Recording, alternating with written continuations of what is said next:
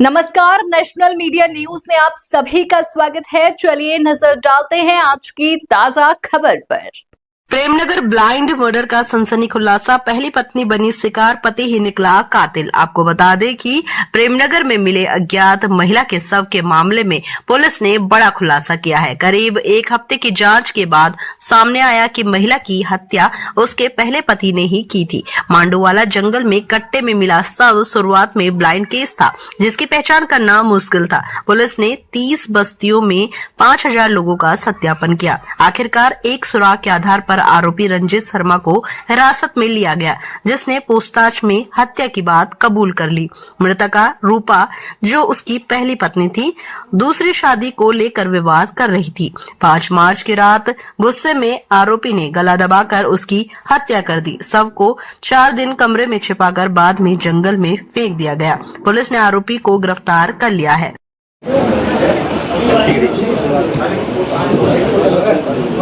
देहरादून में पहले मैं एक ब्रीफ आपको थोड़ा सा बता देता हूँ इस पूरे घटनाक्रम को, क्योंकि पिछले एक हफ्ते से ये घटनाक्रम काफ़ी चर्चाओं में रहा था।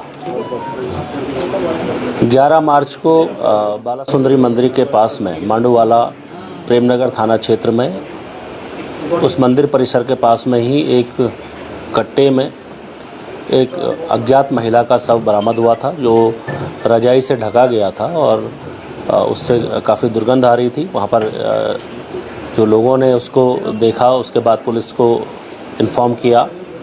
उसके बाद हमारी थाना प्रेमनगर की पुलिस और उसके बाद सभी अधिकारियों द्वारा मौके का मुआयना किया गया था। मेरे द्वारा भी स्वयं वहाँ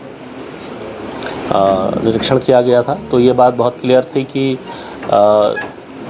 उक्त महिला को हत्या के बाद उस कट्टे में रख के वहाँ रखा गया है। तो क्योंकि उस महिला की शनाख्त उस समय नहीं हो पाई थी और इसलिए चौकी प्रभारी द्वारा स्वयं इसमें वादी बनकर अभियोग पंजीकृत कराया गया था। धारा 103 में अभियोग पंजीकृत किया गया था, क्योंकि महिला की हत्या और उसके बाद के सिनेरियो में ये एक बहुत चैलेंज के रूप में हमारे सामने रखा गया था। इसलिए सभी टीमें, हमारी करीब 8 टीमें इसमें लगी थी। सबसे महत्वपूर्ण, क्योंकि महिला अज्ञात थी, उसके बारे में कोई भी किसी भी प्रकार का कोई क्लू नहीं था, किसी प्रकार की कोई भी सूचना अंकित नहीं थी गुमशुदगी की।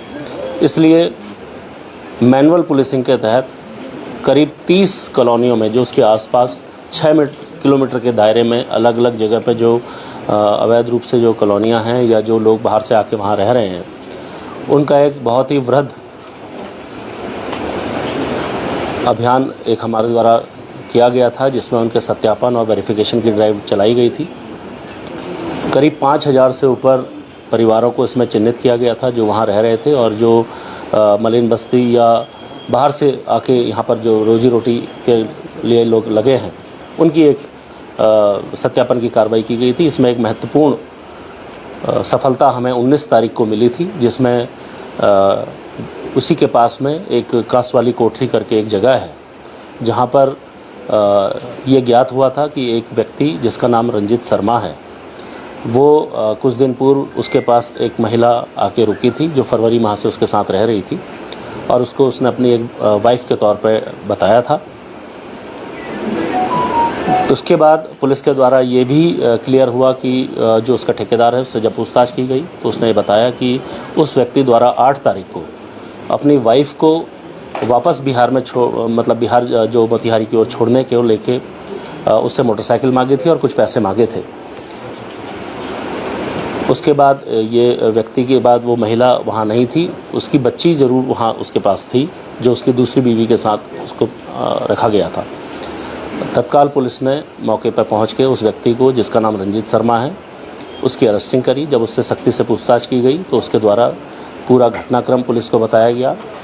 यह जो महिला है, इसका नाम रूपा है, जिसकी उम्र करीब 30 से 32 वर्ष है और ये जो अभियुक्त है रंजीत शर्मा, इसकी पहली वाइफ है और जो इसके साथ इसकी शादी हुई थी। उसके बाद ये महिला से इसका मोहभंग और बिछड़ने के बाद ये व्यक्ति यहाँ आ गया था और इसने यहाँ दूसरी शादी एक अन्य महिला से की थी जिसका नाम संगीता है। उसके साथ ये यहाँ रह रहा था, लेकिन पिछले फरवरी माह में ये महिला इसके पास दोबारा आ गई और उसके साथ रहने की इससे जिद करने लगी। इसी बात को लेकर इनका मनमुटाव और झगड़ा चल रहा था और 8 तारीख को इसके द्वारा इसकी हत्या की गई और हत्या को छुपाने को इसको कट्टे में डाल के इसे बाला सुंदरी मंदिर परिसर में वहाँ पर रख दिया गया। अभियुक्त पुलिस की हिरासत में है, शीघ्र ही इसकी न्यायिक परीक्षा में भेजा जाएगा और इसके विरुद्ध जो भी सख्त कार्रवाई है, जो भी सख्त वैधानिक कार्रवाई है वो अमल में लाई जाएगी।